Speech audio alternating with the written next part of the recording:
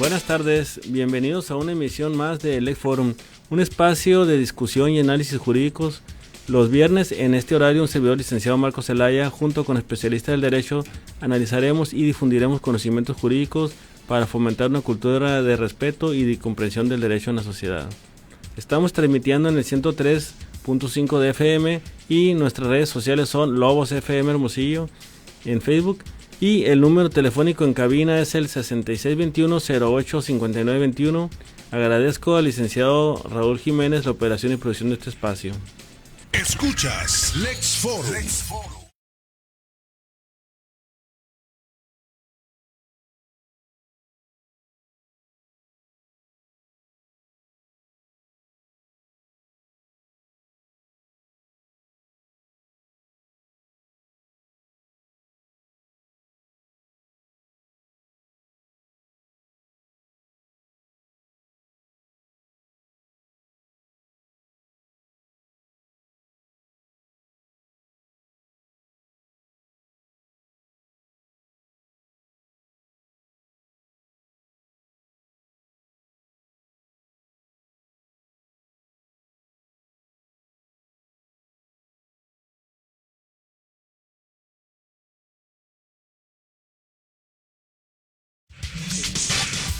Ya estamos de regreso en su programa Lex Forum. Recuerda, estamos transmitiendo en el 103.5 de FM y en Facebook en Lobos FM Hermosillo. Hoy en entrevista nos acompaña el doctor Rodrigo Salas con el tema los derechos de los padres custodios sobre todo en estas fechas decembrinas, ¿no? Que ahora tenemos, pues ya estamos sobre de ellas, ¿no? Totalmente, Marco, un gusto saludarte aquí en tu programa Lex Forum, que junto con el mío de OpenCore creo que hacemos una mancuerna donde portamos contenido jurídico precisamente a la sociedad.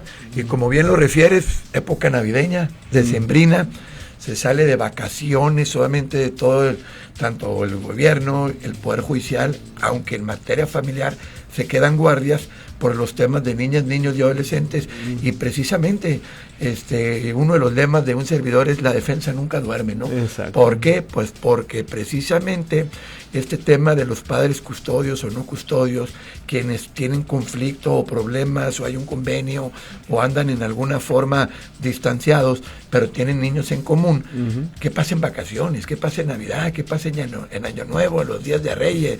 Me lo quiero llevar fuera de la ciudad, cruzar la frontera. Entonces, toda esa problemática, Marco, pues la ignorancia no nos exime de nuestra responsabilidad. Sí. Entonces, ahí es donde entra la fuerza de un convenio judicial, o uno por creer que hace bien con su papá, o no te lo presto, o no me diste los regalos de Navidad, etcétera, pues obstruyen la convivencia y hay consecuencias. Exacto, y hay que recordar que el derecho de los menores pues es superior, ¿no? Pero también hay el derecho de los padres, en este caso de los progenitores.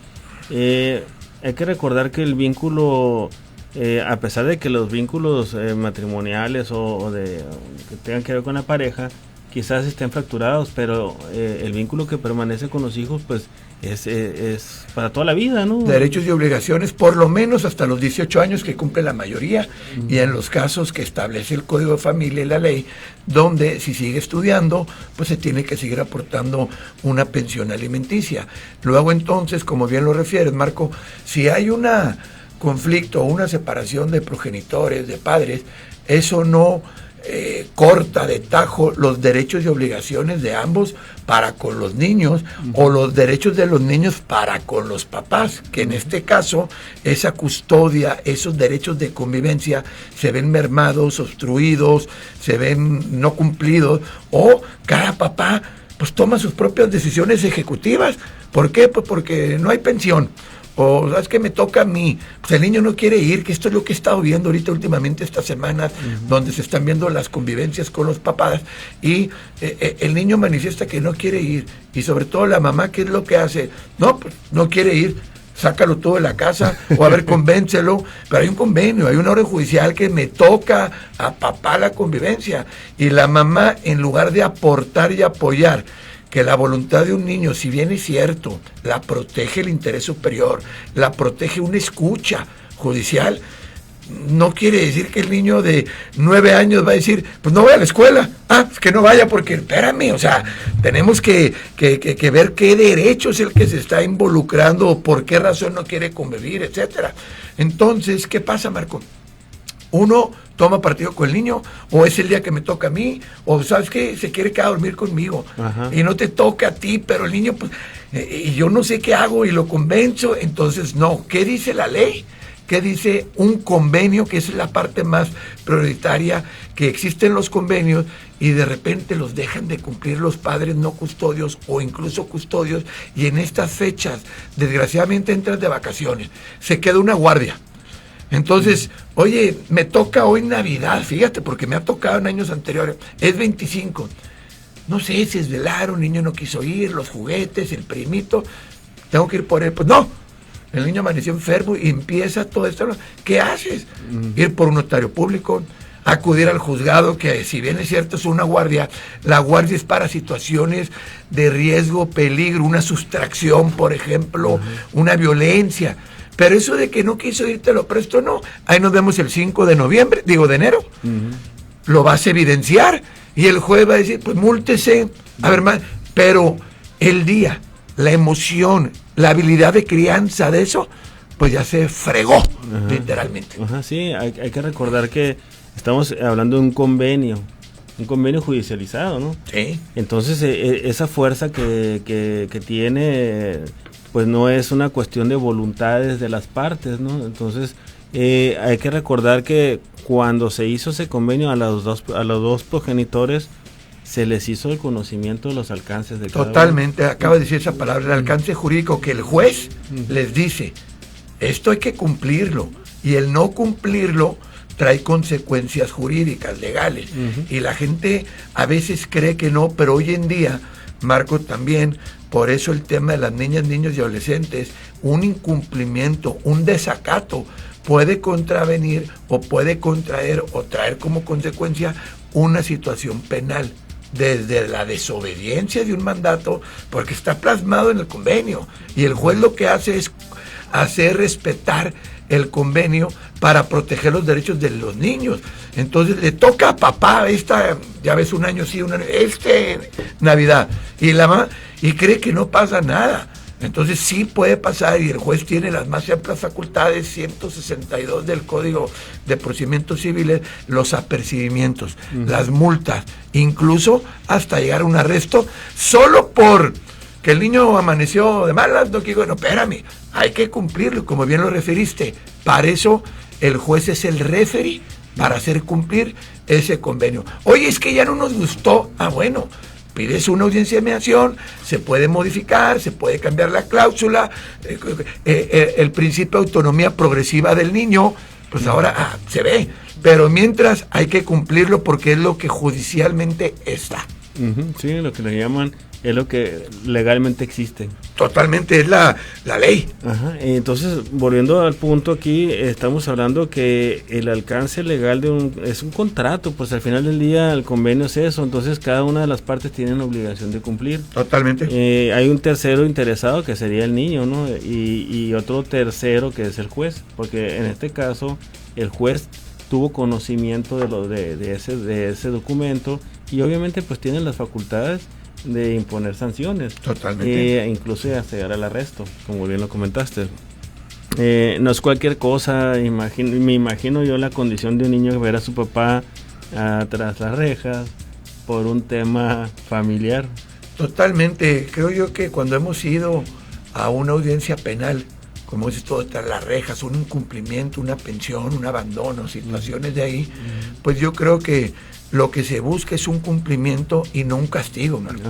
La materia penal es ya castigar con cárcel o con una detención, donde al niño, pues aparte de poder hacer un daño psicológico externo derivado de esta problemática, comunicaciones, incumplimiento entre los progenitores, pues sí se va a ver afectado un niño, como bien lo refieres, de ver tras las rejas, como bien lo dijiste, en una situación que lo que se requiere es voluntad de las partes, cumplimiento, comunicación, y hay algo muy, muy muy cierto que los jueces lo están poniendo en sus resoluciones, en los expedientes, a la hora de emitir un fallo o una resolución. Dicen, Marcos, se les exhorta a los padres para que se comuniquen de la manera más amable, etcétera, etcétera, pero fíjate bien lo que usan, para que tengan una comunicación asertiva. Derechos y habilidades de crianza. Esa parte ya no tiene nada que ver, Marco, con la guardia y custodia de, el niño está guardado, aquí está bien cuidado. No, la comunicación asertiva y los derechos de crianza es, oye, el niño está enfermo, el niño tiene una muela picada, me toca que el dentista, y entonces, pero lo tiene la mamá en guardia y custodia. Oye, ¿me das permiso? A lo mejor yo como papá, la figura paterna, no está en el convenio la cuestión de, cuando le toque dentista. No, se presentó una situación de salud.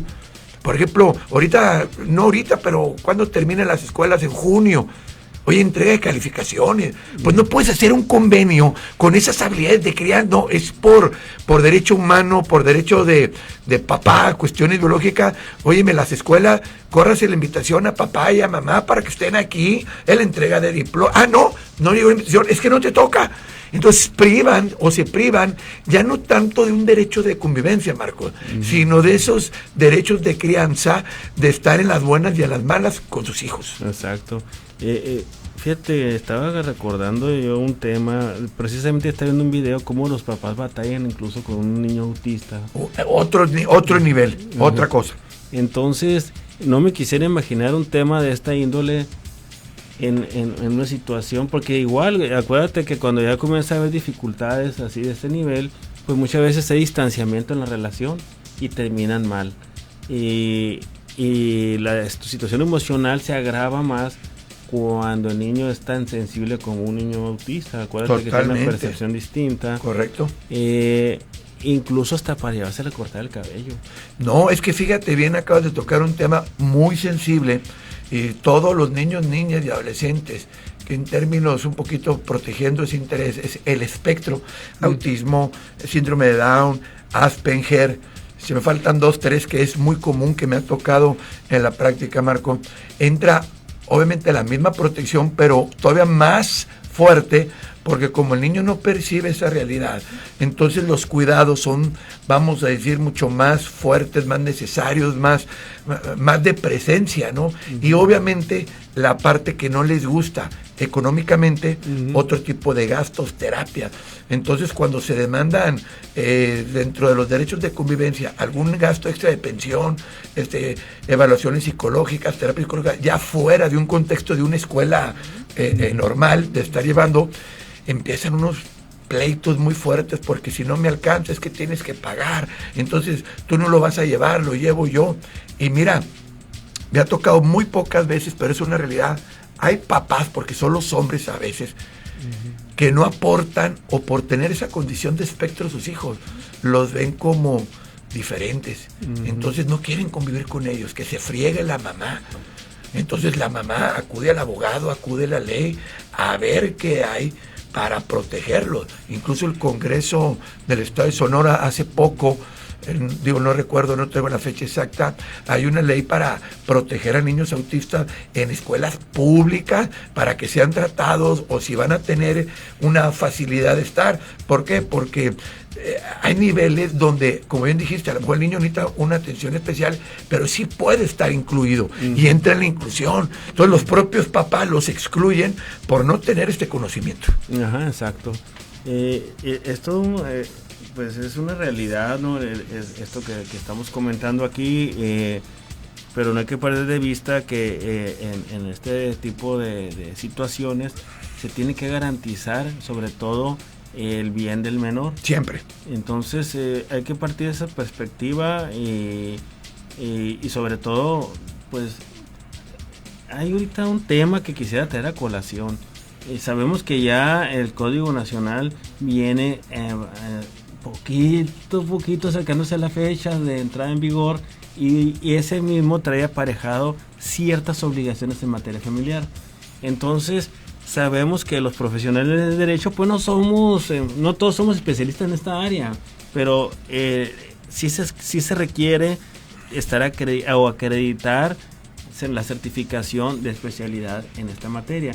¿Qué nos puedes mencionar al respecto, mi estimado? Qué pregunta tan importante, Marco, porque si te fijas cómo estamos hablando nosotros ahorita con este tema de las niñas, niños y adolescentes, y profundizas cada caso concreto. Entonces, en el día a día, el Código Nacional, que ya obviamente es un hecho aprobado y entró en vigor incluso en ciertas entidades, tiene a nivel nacional en el 2027, sí o sí, para toda la República, y se unifica el procedimiento civil y familiar, pero vamos a hablar ahorita de la materia familiar, a nivel nacional, como en su contexto o en su momento el Código de Procedimientos Penales se unificó. Y hay un artículo que es el 666, que parece diabólico y a veces sin entrar, ¿verdad?, que escogieron, que habla que toda persona litigante u operadora, vamos a englobar, operadora del sistema familiar, esto te incluye jueces, ministerios públicos, procuradores de las niñas, que se vayan a ver involucrados en un juicio, derechos de las niñas, niños y adolescentes, vamos a englobarlo, derechos de la infancia, dice, para la debida técnica, para la debida defensa. Y defensa no es materia penal, es yo voy a defender derechos de crianza, derechos de guardia y custodia, derechos de patria potestad, derechos de convenio, todo lo que estamos hablando. La debida defensa técnica y adecuada deberá estar los niños representados por personas, en este caso los operadores y los abogados, por especialistas en la materia en derechos de infancia. Entonces, yo tengo 15 años litigando en la materia familiar, me considero con cursos, diplomas, congresos, especialista. Ah, no, pero ya te llegó el requerimiento donde ahora vas a tener que acreditar una certificación que avale lo que acabamos de platicar. No nomás es, interés superior, artículo 4 constitucional, no. ¿Qué sabes de derechos con niños espectro? ¿Qué sabes con discapacidades? Oye, un niño se ve involucrado en una situación de bullying. No hay papás completos, quieren acudir a una escuela, denunciar, demandar, pero el niño se le vio afectado. ¿Qué sabes tú también de derechos escolares, de esto todo? Entonces nos está obligando a que si yo, abogado, o tú juez, o tú procurador, o niños de situación de calle, o el DIF, o la Procuraduría de Niñas, Niños y Adolescentes, vamos a tocar la puerta, a pedir un auxilio judicial, lo primero que vamos a hacer, o se nos debe requerir para garantizar esa tutela debidamente, es tener esta especialización que dices tú, Marco. Luego entonces estamos muy a tiempo. Yo ya estoy incluso inscrito aquí en una certificación por parte de la barra de abogados sonorense de aquí, donde nos va a llevar un año, y si ves el temario, es puro relacionado con esto que estamos platicando y con especialistas, gente de fuera, obviamente, especialistas, magistrados, jueces, incluso catedráticos, donde nos van a hacer así hincapié en esos derechos, Marco. Yo me atrevería a ser un poquito más, llevar un poquito más allá de la frontera de los operadores. Me gustaría que incluso hasta los primeros respondientes tuvieran esa capacidad. Wow, mira, no lo había visto así, tienes toda la razón. Un primer respondiente a los radioescuchas es en materia penal quienes llevan a cabo informe policial homologado, y es el primero en llegar en una escena.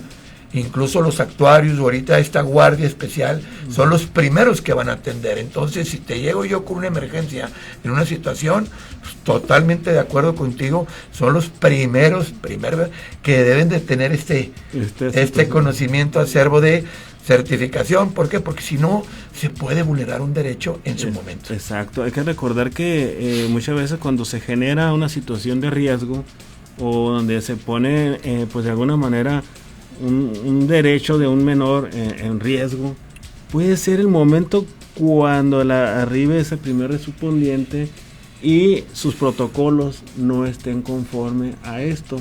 Totalmente. Uno reúne los requisitos para llevar a cabo un protocolo. Acabas de decir, por ejemplo, si bien es cierto, están los psicólogos, y nosotros como abogados objetamos cuando no tienen la especialidad de psicología en testimonio infantil. O sea, esa especialidad, porque no es lo mismo recabarle una entrevista, un dictamen pericial a un adulto, mujer, hombre, adolescente y bueno, ya joven de 18 años para arriba, a un niño niña, adolescente, que acabas de decir, los protocolos con perspectiva de infancia, y ahí te dice qué requisitos, ahí te dice cómo recabar una entrevista. Entonces, si un psicólogo lo conoce, y nosotros en una denuncia que hace un niño a través de una mamá sobre una violencia familiar, sobre lo más fuerte, un abuso sexual, los ministerios públicos, junto con los psicólogos escritos, levantan la entrevista, pero tendrán esta certificación para decir, ok, yo ya atendí, me llegó el primer respondiente, el policía, violencia familiar, llega, ¿cómo debo de abordar? Hablar de cadenas de custodia para una situación, un médico legista, que de alguna manera estamos hablando de un abuso sexual fuerte. Bueno, el médico legista es el médico certificado. Bueno, pero vas a atender a un niño. ¿Qué dicen esos protocolos? Totalmente acertado con eso, Marco. Hay veces que en las escuelas hay situaciones de riesgo también, porque en las escuelas hay que recordar que hay niños y adolescentes. Sí. En este espacio de la edad temprana, estamos hablando de los 6 años a los sí, ya 12. entrando a primaria, ¿no? Ajá. Pero las guarderías también se ven afectadas. ¿eh? Ajá. Y muchas veces hay situaciones donde hay vulneración a los derechos de los niños a través de los maestros o personal de la empresa, o quizás entre ellos mismos. Entonces, si yo soy un órgano contralor que voy a levantar un acta administrativa, ¿qué protocolos debo de seguir si cito comparecer a un menor? Total, me acabas de decir. Entonces, esa es otra área siento yo que debe de estar igual con esos protocolos ya bien acreditados, porque al final del día estás atendiendo en primera fila a un menor. Entonces, ¿quieres que me vaya al último nivel, Marco? Porque lo acabas de decir muy bien. ¿Qué pasa en el caso de sustracción o restitución internacional, donde se llevan otros niños afuera y tienes que pedir el auxilio consular, embajadas, derecho internacional, donde tienes? Entonces solamente existe la Convención Universal, la ONU, de los Derechos Universales de los Niños, donde hay un artículo donde dice todos los estados parte pues deben de cumplir. Entonces acabas de decir algo que estamos de acuerdo, que todo lo que tiene que ver en una controversia de índole, desde denuncia judicial, administrativa, que en este caso estamos hablando muy fuerte de la materia familiar, no, pues no les vamos a quedar a deber. Exacto. ¿Por qué? Porque vamos a quedar a deber. Para empezar ahorita, entren el 27, y con todo respeto y admiración siempre a nuestro Poder Judicial, que ahí es nuestro campo de batalla. Ya están pidiendo el prórroga porque no hay, si no voy a decir presupuesto, la infraestructura para el 27, la oralidad en materia familiar. Y ahora enfréntate como está en materia penal con el juez. Y yo voy a defender los derechos de mis clientes, los niños residentes, con el papá o con la mamá. Y que lo primero que digamos es que no tenemos la infraestructura. ¿O sabes qué? Jueza, por favor, puede estar, demuestre que está acreditado, porque son los derechos del cliente, los derechos del niño, y luego no quiere un amparo donde que la jueza o el juez no tuvo esta certificación, esta acreditación, porque no es lo mismo, tengo 20 años de juez familiar, no, pero yo también tengo 15 años ejerciendo la materia familiar, no, ahorita eso es lo que nos avala, el día a día en los juzgados, pero en el 2027, este artículo claramente lo dice, y entrando en vigor, pues ¿para qué queremos vulneración de derechos? Exacto. Va a haber amparos, va a haber situaciones, devuelve, repon procedimientos. Entonces no podemos llegar y deberles y empezar a decir, es que esto. No, espérame. Ahorita tu programa, las barras de abogados a nivel internacional, a nivel nacional, nosotros como abogados estamos buscando, está habiendo congresos, está habiendo diplomados, pero a lo mejor estamos quedando cortos. ¿Por qué? Porque nomás lo estamos publicitando pues, para puro abogado. Exacto. Y tiene que ser ministerios públicos, policías, procuradores, primer respondientes, psicólogos, para entonces. Ahora, es una certificación donde hay que conocer protocolos, derechos de infancia, Ley Nacional de Niñas y Adolescentes, tratados internacionales. ¿Por qué? Porque a veces nos podemos quedar cortos con algo nacional, con algo internacional, entonces tutelas eso. Y así existe la Ley de Adultos Mayores, la Ley para Discapacidad. Todo eso hay que conocerlo cuando quieras tú enfrentar ese proceso. Definitivamente, Marco. Yo creo que esto te dio para otras 2 o 3 entrevistas, ¿no? Pues es que siempre en materia familiar quedamos a deber, se nos acaba el tiempo, Marco, Sí. pero creo que estamos siendo muy puntual. Y tú tocaste algo que es muy importante, que yo en mis siguiente, mi programa Open Court también, que traigo especialistas, ir extendiendo esto para la protección de las niñas, niños y adolescentes, no nomás en el ámbito de la abogacía, de los abogados que vamos a llevar el litigio, guardia y custodia, derechos de convivencia, lo que tocamos. Oye, espérame, pero ¿qué pasa ir más allá, no? Las escuelas, los profesores.